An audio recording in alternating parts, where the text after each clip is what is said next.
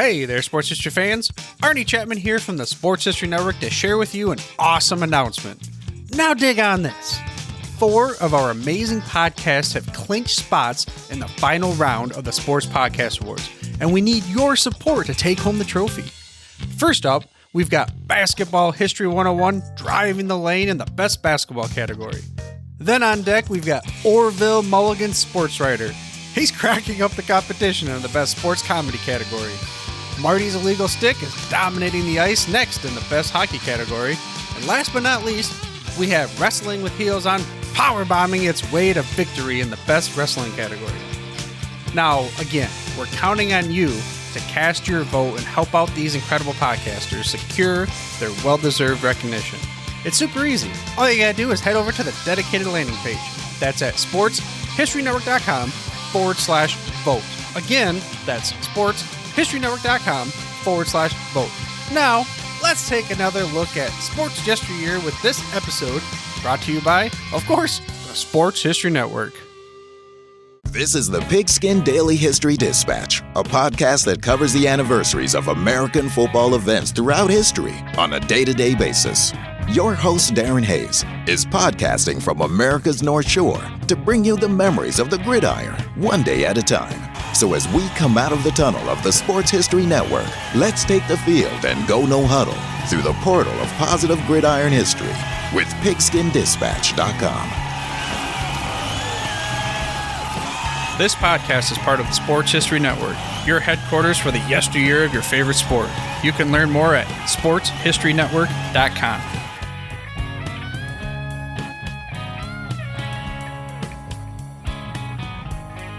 Okay, welcome to the Pigpen. I'm R.C. Christiansen, and I'm a guest host today. That's because I'm going to be interviewing Darren Hayes, who normally hosts this show, because he has written a great book, and I want everyone to know more about it. So how are you doing today, Darren? RC, I am doing great, and thank you for this kind offer of sort of turning the tables here. I'm sitting on the other side of the desk during this interview. Actually, we're doing a Zoom call, but this is a great honor, and I appreciate you bringing us up. Great idea. Well, you've written a great book, and so the book, if people haven't heard yet, Darren has written a book called The World's Greatest Pro Gridiron Team, the 1903 Franklin All-Stars. And this is a book that's brand new this month. Is that correct? Yeah, it came out right before Thanksgiving, so a little over a month old now. Oh, okay, so it's actually been out a little while. Okay. All right. And I as soon as I found out about this book, I raced out and bought it, and I read it in one day. And I've got a bunch of questions about the book, Darren. So do you want to just get into it? Yeah, absolutely. All right. So the 1903 Franklin All-Stars, I'm pretty sure, you ask anybody, they're going to be like, what is that team, right? So why don't you tell everyone, why did you choose to write about this team? Well, exactly what you just said. I live like 40, 50 miles away from Franklin. I work with a bunch of people that are either grew up in Franklin or still live in Franklin. And when I asked them about the 1903 Franklin team, they said, what, Franklin had a football team? And it's a common thing. It's the first time I ever heard of them was probably 4 or 5 years ago, reading a PFRA old Coffin Corner article. I think Coffin Corner has a couple articles on Franklin, probably from the late 70s, early 80s. And it was because Franklin is in my area, and I officiated some high school games down there for Franklin High School against Oil City High School, who are sort of the main protagonists and antagonists in this story. It was team-wise. It caught my interest, and I said, I got to learn more about this, and I dove into it, and just a great story, and it's great for the locality around us, and it's great for football, and it's a story that needs to be told. Well, the first thing that people see, of course, on a book is the cover, and the cover it features a picture of the team, and also, of course, the title. So the title, again, is The World's Greatest Pro Gridiron Team, with the subtitle, The 1903 Franklin All-Stars. So the title of the book is quite a statement. How did you decide it was the best, most suitable title for this book? Pretty arrogant title, isn't it? Kind of talking. Well, I actually didn't call them the world's greatest pro gridiron team. The Franklin Evening News back in 1903 was calling them the greatest team, greatest on earth, was, very common on a daily newspaper article. They wrote about this team. I mean, this is 1903, 3 years before the forward passes in football. The football field looks like a giant grid, and that's where they got the term gridiron, because there's 5-yard squares all over the field in that era. And this team was a team of, they were the Franklin All-Stars. Well, they were truly a team of all-stars. And they really, after reading up on them and doing some research and jotting down the data and the numbers, which we'll talk about in a little bit, I think they really might have been the world's greatest pro gridiron team. I think the papers got it right 120 years ago. And they really do come across as just a strong opponent for everyone that they faced. Just a little bit more about the book. One of the features of this book is you have bonus content. And so the reader sees QR codes, and they can use their phone and jump out there and listen to interviews and things like that.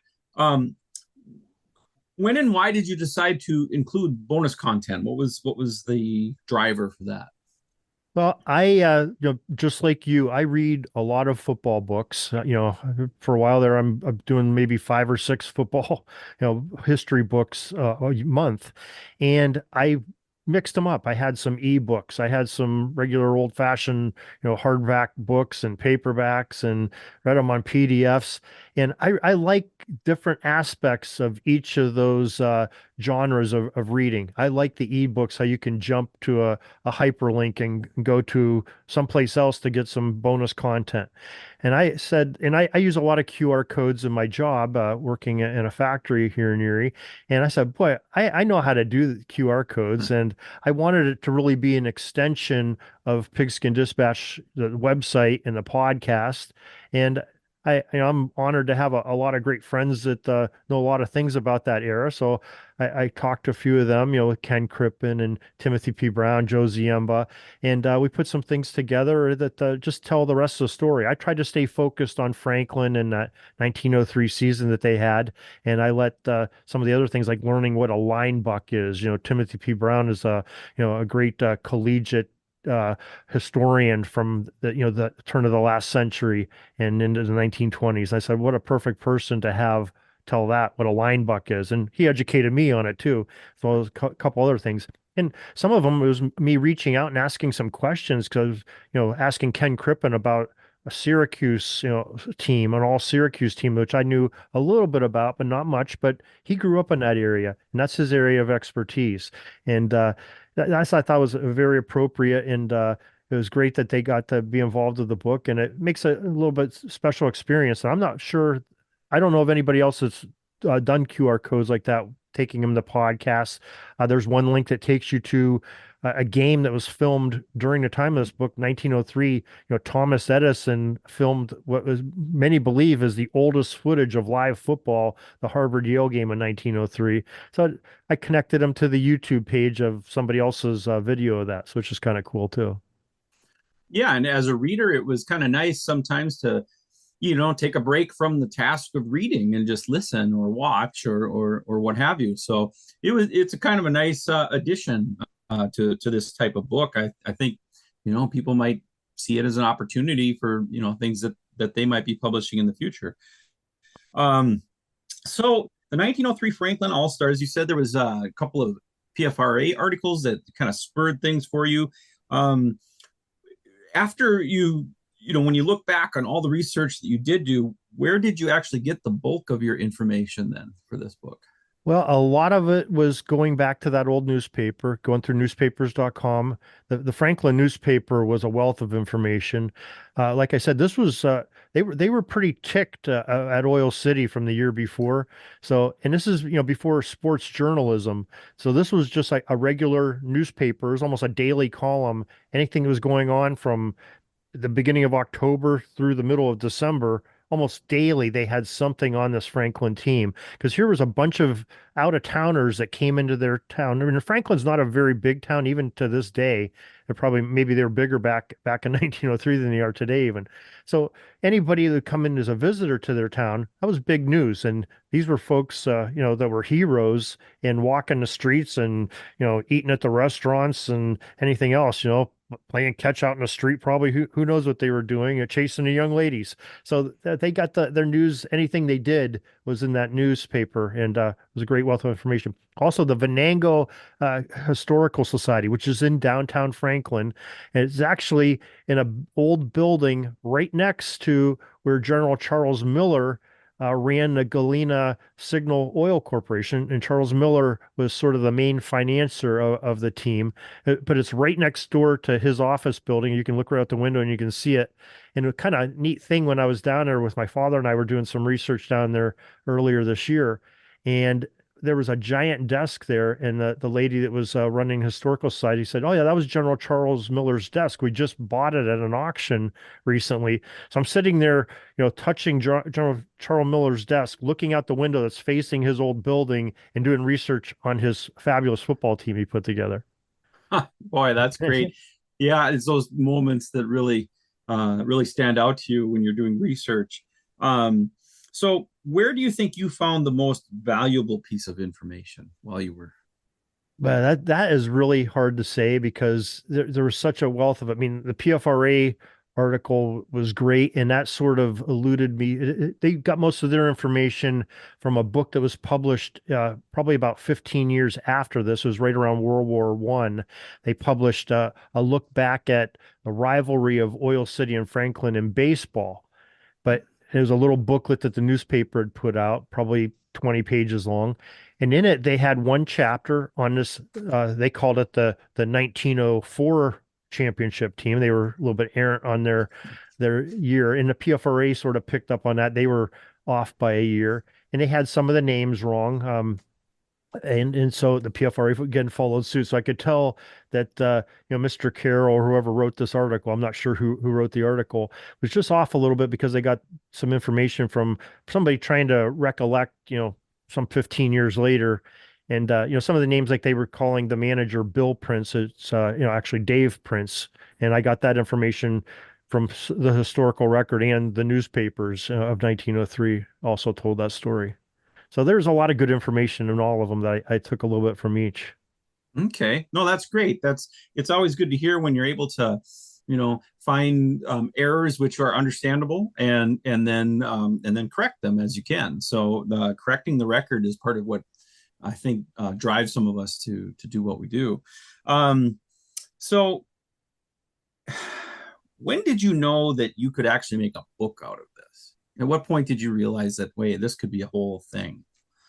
Well, I was so enamored with it, and at first I was just going to write. I did write a story on Pigskin Dispatch probably about a year and a half ago about it, and I got into it and I read it, and I wanted to just get the story out on a certain date, and so I told the story almost very taking a lot of information from what I learned from the PFRA's thing. And I bought that little booklet I told you. I got a copy of it. They had a commemorative issue come out. Venango Historical Society did in 2012. I was able to get my hands on a copy of that I bought through them.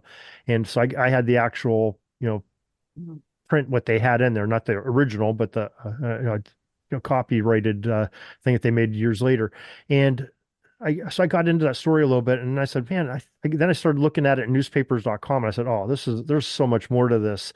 And I always had want to write a book, talking to people like yourself, RC, and some of the authors. I've had, 100 and some authors on Pigskin Dispatch talking about football. And you guys, I'm always amazed at how you tell a story, and I pick up a little bit from each of you. And when we get done talking, I always ask a few questions. So I always learn a lot from those who've done it. And I was always, had that little urge of me to write a book myself. And I said, boy, this is the perfect story for something in my area. And I'm think I'm the right guy to do this. So I was happy to be able to do this.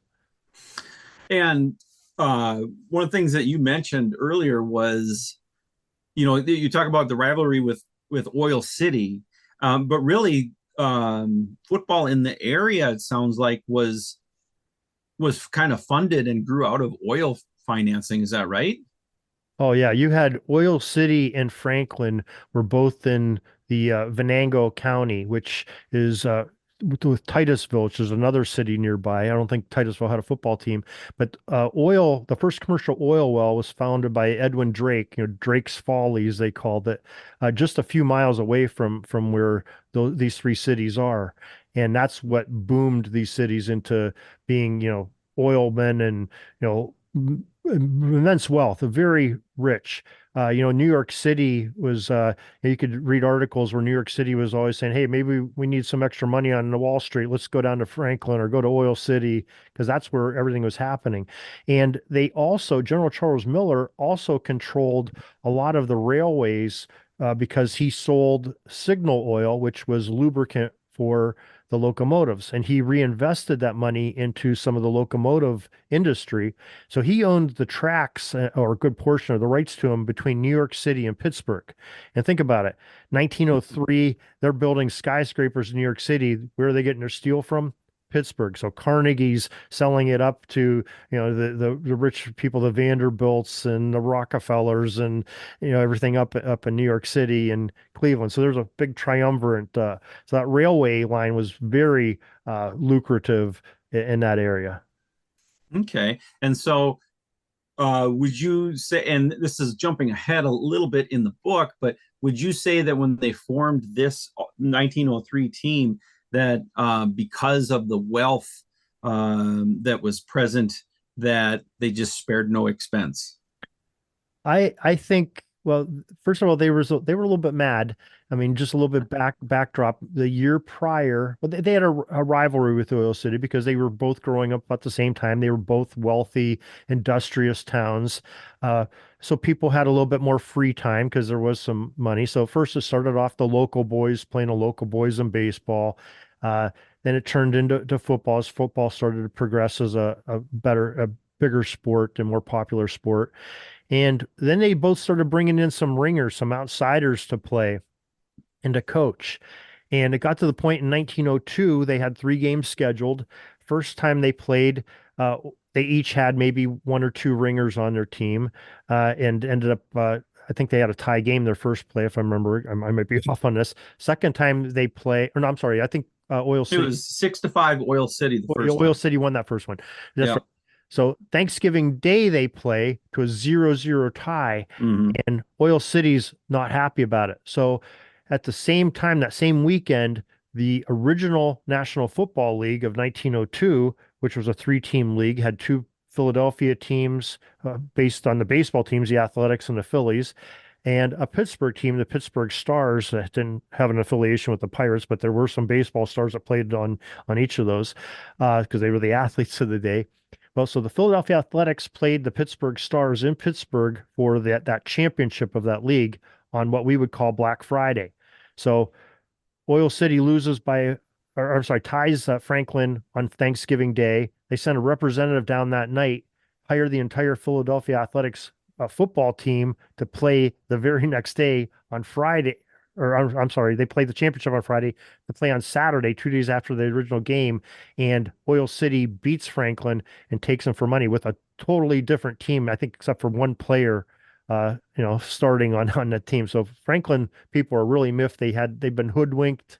They paid their dues and they made bets for the next year.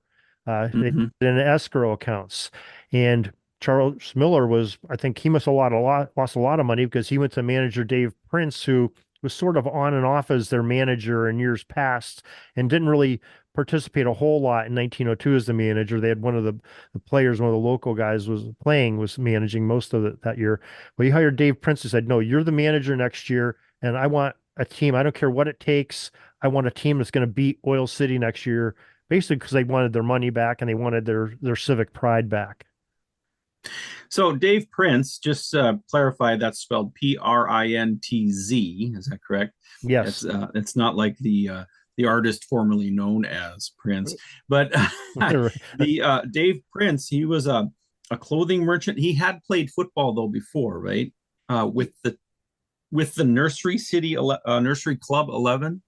Yeah, the nursery club, and sometimes that's what the Franklin team was still called, because the nursery club was a men's club. It was originally a literary club, and they sort of based it on the fact that they were a nursery of aspiring minds because of being all the literary uh, cultivation that they were trying to do.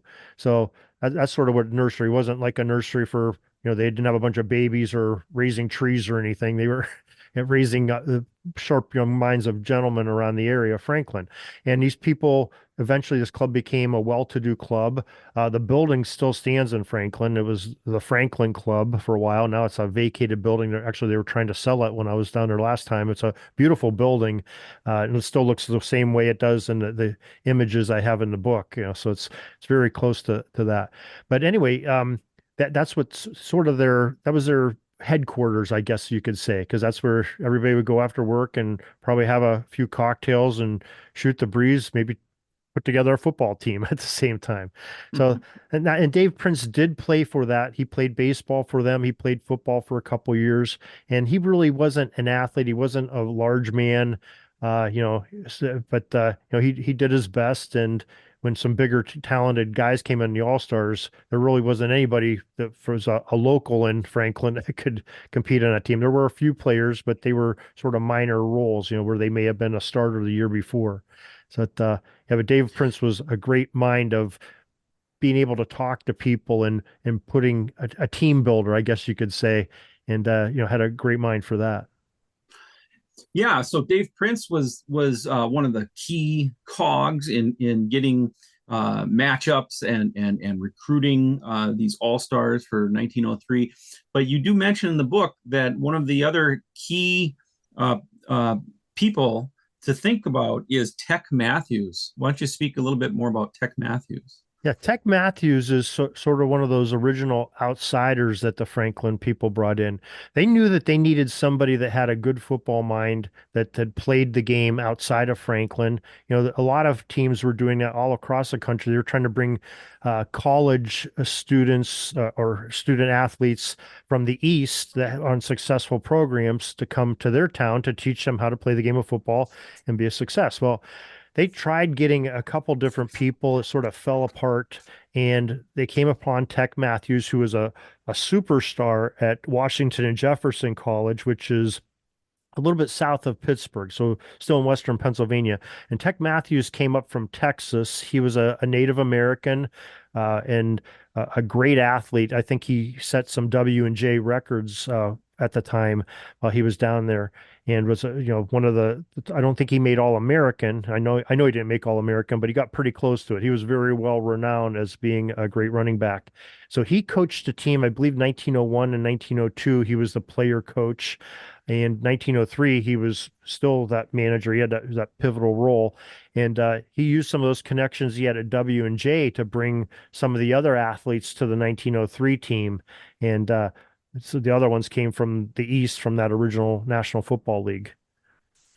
So I imagine when you wrote this article, you kind of had to work in reverse a little bit. You started with the 1903 team and moved backward. I'm guessing that's part of how it Right. worked.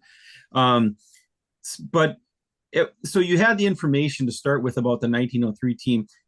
How did you come to learn just how stacked that 1903 Franklin team really was? I mean, because I imagine what the information you started out with isn't the information that you ended up with. So at what point are you like, wow, they really were an all-star team?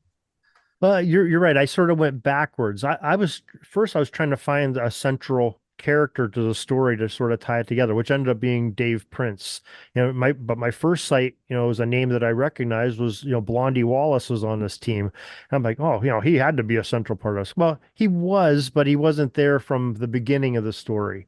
And then I sort of centered on Tech Matthews. I saw, Tech's there. He came in, but he really wasn't at the beginning of the story. He was there through some of the rivalry games of Oil City and that, but he really sort of fades out. Has an illness which sort of takes him out of commission from finishing the story. But Dave Prince is there sort of from the beginning and grew up in the town and all the way through till the end. And it just amazed me the names that were coming up in their in association. When they're talking at first, they're one of their Oil City players that they're playing against is Doc Ben Roller, who is probably the most prominent name in all of college football and professional football at the time. This guy was a stud, and he played for Oil City, and he was a key driver. So I did a little bit of study up on him. Eventually, he came and played the last couple games with Franklin at the end of the 1903 season. And Blondie Wallace, who Greg Faseri wrote a great book, and Blondie Wallace is a prominent figure all the way through that with Greg's great grandfather Bob Shiring, and they sort of play against each other on different teams all the way through. So I knew some history of Blondie. But then you start seeing some of these other gentlemen that are coming in there, have like Jack Lang and Twister Steinberg and Curly Davidson, Jack Hayden. Jack Hayden was a great Major League Baseball player too. He played for the Connie Mack for the Philadelphia Athletics in baseball, and under Connie Mack with the Philadelphia Athletics in football before he came to Franklin. And these names kept popping up when I read Greg's book, we're talking about Maslin and Canton a few years later in a scandal in 1906. Well, some of these guys went over and played in Ohio after they played for Franklin and had great careers in Maslin and Canton and Shelby and Akron and some of those teams that formed the mythical Ohio League. So, these are big names in football at the time. Okay. So one of the questions I have is, when we do this kind of research, we deal a lot with kind of secondary sources. They straddle the world of primary sources when we're talking about newspapers, right? They're newspaper accounts, but they're not necessarily, the people that are involved. Did you actually find any artifacts that were, related directly to the people that were involved with the team? Now, I did not find direct artifacts on there, but I found there was a lot of periphery stories. I got some good information down at the PFRA convention because it was down in Pittsburgh this past year in 2023. And actually there was some good information because there was a few players that played on Franklin or played against Franklin that were in the Latrobe Historical Society. And they had, when we went down there and visited a big group of us from PFRA, they had books open on the shelves and pictures and things to talk about. And I made some connections with the ladies that worked down there, got some information about some of these guys. So it told some other parts of the story, or it told about the era of football that maybe I wasn't totally familiar with, or they had like a full uniform, I think, of one of the gentlemen that played on the Latrobe team, and you got to see some of the equipment, firsthand, which you don't always get to see, up close and personal like that, which is, it was kind of an intimate setting too. You got to be right up against the glass if you wanted to see it. And you know how that was. So that was all helpful and inspiring, and got you pumped up for that. And that's right when I was writing right in the midst of writing the book. So it was kind of an exciting thing. And but I did not have artifacts in my hand, but I had a lot of inspiration from artifacts of the era.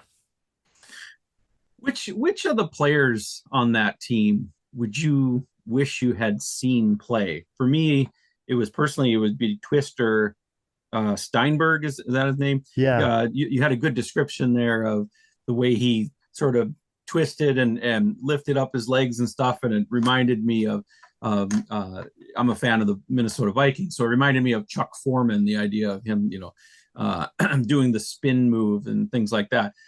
So for me, Twister would have been someone that would have been fun to watch. Who was it that stood out to you while doing this research? Well, I think and somebody I haven't even mentioned yet, and I think somebody I really connected to, that's Herman Kirchhoff.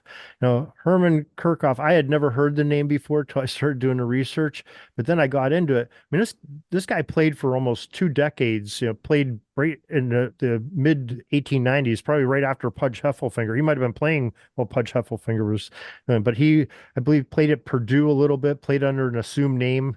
I'm not sure why he played under assumed name in college. Usually that was when they were in college and they played in the pros, but he did his first year at Purdue. And this last year he played under his own name, then went out west and played in Colorado and some like Denver Athletic Club or something like that. Played in Chicago's athletic circuit for a couple years professionally. Came and played for in the original National Football League, played for the Pittsburgh Stars, played for Franklin, and then played for Canton, I think, after that. So he played a lot of football on a lot of good teams and got a lot of good experience. And so I sort of connected to him, and he was a big lineman. And at the time, linemen were allowed to run with the ball. They had tackle back formation, and he was a tackle. And everybody described him as being a giant of a man. And can you imagine having one of these big guys today on our lines, taking the ball, 300 pounder coming through the line. Herman wasn't 300 pounds, but, and for us to connect to running the ball, through the A gap and, on short yardage, it's just, it had to be a sight to see. So I kind of wish I'd love to see that. And just to meet him, I think it would be kind of cool. Sounds like he might be one of the players that you'd want people to appreciate more a little bit than that. Yeah, he's kind of lost in the shuffle, maybe. Absolutely. And actually, one of those bonus clips that we have, Joe Ziemba, who knows a lot about Chicago football, and I told Joe, I said, "Hey, do you know anything about this Herman Kirchhoff?" He goes, "Yeah, I know a little bit." And Joe got on there and did a really nice job of describing who Herman Kirchhoff is. That's one of the bonus things I'm very grateful that he did and told a little bit more about Herman. So yeah, I want to get Herman's name out there and Jack Hayden, the quarterback, because I think he was a fantastic player. Curly Davis. I mean, all these guys are just great. Asa Schrantz and it's just a WD McNulty. And it's just some of these guys. Just I connect to them. I think I know them like I watched them all season because I read about them all season. But you really become connected to these and the characters of what they did. Well, you recount a number of different games, and which game do you think you would have liked to have witnessed? And the obvious one might be one of the well, there is no obvious one for me actually when I think about it, because they actually lost that series to Oil City in 1902. So when you get to 1903, this was such a dominant team. Which game is the one that you would have wanted to see? Well, it might be the obvious ones might be one of the ones in Madison Square Garden against, in particular Watertown, Watertown was touted as being the top team in the world at the time, just like Franklin was. And they still exist. You're right. I think they're the oldest professional team still going, so the Red and Blacks. And I tried to get some more information about them, and their historian guy who played for the Red and Blacks probably 20 years ago. He was unable to connect with me and help me out a little bit, but he probably didn't want to tell the story of Watertown back then because they lost to Franklin. But anyway, but I think the game of that season, 1903 season, I would have liked to see was the East End game. Because the East End, which is the old Jay Layless team from Pittsburgh, a lot of those representatives in 1902 played for that for that Oil City team on Thanksgiving Day. That was a lot of they played with Ben Roller, and they were the ones that had the tie. And I think they played the previous game where they beat Franklin 6-5. So, and it was such a downer for Franklin not to be able to play Oil City directly. But when they tried scheduling East End all season long, I think there was 2 or 3 times where East End was promising to play and then they'd cancel at the last minute because they're saying, well, this Franklin team might be pretty good. Maybe we don't want to travel up there and play them. Is sort of what it felt like. And finally they did play I believe it was the last game of the regular season. And it was sort of Franklin saying, okay, we don't get to play Oil City, but these guys were Oil City last year. So we're going to envision them being Oil City. And Oil City people came up and were betting on East End to beat Franklin. So it was a way for the fans to sort of get their money back, gambling on without being really, they were Oil City by proxy. And just, I think they got some satisfaction, maybe not the players as much because only 1 or 2 of them was there in 1902, but definitely the General Charles Miller and Joseph Sibley and Dave Prince and some of the other fans that were supporters of the team and wagering on the team, I think got a lot of satisfaction from East End. So I think that would be the game I'd love to see. Yeah, and some of the descriptions that you gave of what the crowd was doing and sounded like there was some pretty broken language on the sidelines and things like that. So sounds like it would have been a lot of fun to see. So one of the things about this team is, of course, Dave Prince had to try to line up opponents and things like that. And as someone who's writing about a team like this that most people have never heard of, one of the hardest things to do is to try to establish just how good they were based on the opponents that they played, right? And so, was there a team that you saw that Dave Prince was trying to line up that, gosh darn it, you wish they would have played that team to help maybe elevate their standing a little more?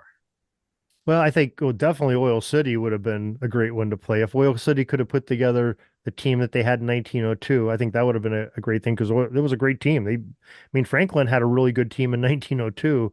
They just got outmanned by having that athletics team come in and some of those East Enders playing for it. I mean, they tried to get Watertown in the regular season to play each other, and Watertown was sort of reluctant to play, and I think that's sort of why Watertown ended up sponsoring the what we call the second World Series of football. They called it the World Championship at Madison Square Garden or something along those lines. But they ended up picking up the tab. Their main their owner and financier ended up putting up the $12,000 or $1,200 prize, and the second prize was $750. He was doing it trying to figure out a way to make a buck off of him playing Franklin, I think, and why not put it in the biggest city in the world at the time, and in a nice venue like Madison Square Garden. And they had a tournament the year before that wasn't exactly a spectacular success, but there was some little bit of prominence there. Maybe they had some momentum to have football played there. And so I was glad that they finally played them and there was no guarantee they were going to play each other. They both had to win their first games to get in there first, but they put together a very formidable four teams in that tournament that were playing, Franklin and Watertown and the Oreos of New Jersey, the Oreo Club, and Orange, New Jersey as well. Very good teams. I mean, those were two of Franklin's closest games, both with Watertown and with the Orange Athletic Club, were 12-0 games, very, very tight. And the Syracuse Athletic Club, and Syracuse had won the tournament the year prior with some of Watertown's players. The Watertown's backfield with the Syracuse 11, up front. But of course, they had the Pierce brothers that played for Carlisle, Hawley and Bemis Pierce played on that Syracuse team in 1902, and Bill Warner and his brother Pop Warner also played on that team in 1902, and they were sort of surprised to win in 1902. But they gave Franklin all they could handle in Franklin, another 12-0 game for Franklin, but it was another tough outing. They really only had one game where they scheduled that they knew that they were probably going to win it pretty big, and that was a local college from Meadville, Pennsylvania, Allegheny College. And actually, that's where my father worked at and retired from Allegheny College. Not back in 1903, but in more modern times. But every team that they scheduled, and it was kind of amazing, all their regular season games were home games. And when I first saw that, I'm thinking, God, that's weird. Why, no wonder they were undefeated. They had all these home games. Well, it made sense once you got into it, because at the time you had the common thing was for the home team to pay the expenses for the visiting team to travel down. If they needed fed, they'd feed them. If they needed to stay overnight, they'd take care of all their expenses. And you had to guarantee that, because you might not get the money to pay for that. It might cost them $1,000 to do that, which is big money at that time. And when you're charging, a quarter or 50 cents a ticket, you need a lot of people to make up $1,000 and pay your own players. So, but Franklin had the wherewithal and the funds to do that by their financial backing. So that's why they were able to bring teams in to play them. And they didn't bring, cupcakes in to do them. They tried to find the best, most talented rosters they could to come and play them. Some wouldn't come play them. Oil City wouldn't come play them. East End took a couple times to finally get them up there. But Youngstown Athletic Club out of Youngstown, Ohio, Primrose Athletic Club, out of Pittsburgh. These were big time teams, and touting themselves as being world champions coming into this. They were coming in advertised as being the teams to beat in their respective areas. Jamestown, New York, the Syracuse team was had a really, I think they tied Watertown earlier in the season, so they were feeling pretty good about themselves. So all these teams came in feeling pretty high on the hog, and Franklin sort of humbled them once they got to town. Well, yeah, they usually won by large margins, and you mentioned that they would sort of apologize to the locals afterward, like we promised they were a good team, but we're just better, basically. Um, so, and that sort of leads me to the last question that I had, and that is, and you kind of touch on this in the book on how, they didn't have a team after 1903, and so I mean they were on top when they decided not to continue. I have a feeling that you sort of have a thought about that in terms of the wisdom of it. Uh, I don't know. I had a sense of that in the book. Yeah, I don't think, first of all, it wasn't like General Charles Miller and Joseph Sibley made money off of it. I think they were losing money from that. First of all, you're putting a team up for 2 months in your hotels, and you're feeding them in your town, and you're paying them a wage, and you're making them happy. You're paying for teams to come in and play them. Um, and the gambling wasn't what they thought it would be, because other than playing Syracuse and East End and playing up at Madison Square Garden, that's the only times you really had some other teams that had some money to play. Allegheny College, they weren't going to have anybody to bet against them, against them. Probably, Primrose and Youngstown, they probably wasn't much wagering action for them to make money. So, and they did up in Madison Square Garden. They won the prize money, which they gave to the players, but they also had some lucrative bets outside with the Watertown faithful, and probably got close to breaking even, but that wasn't, I think, totally it. I think they had nothing else they could prove. They had a team that was undefeated, unscored upon. Only only a couple times teams crossed midfield against their defense. Their offense, without the forward pass, only running the ball, was scoring darn near a point a minute in an era where there was the point a minute teams at Michigan who were only scoring like 0.7 points per minute. Franklin, with touchdowns being worth 5 points, scored, over 0.9 points per minute. If touchdowns were worth 6 points like they are today, it would have been over a point a minute.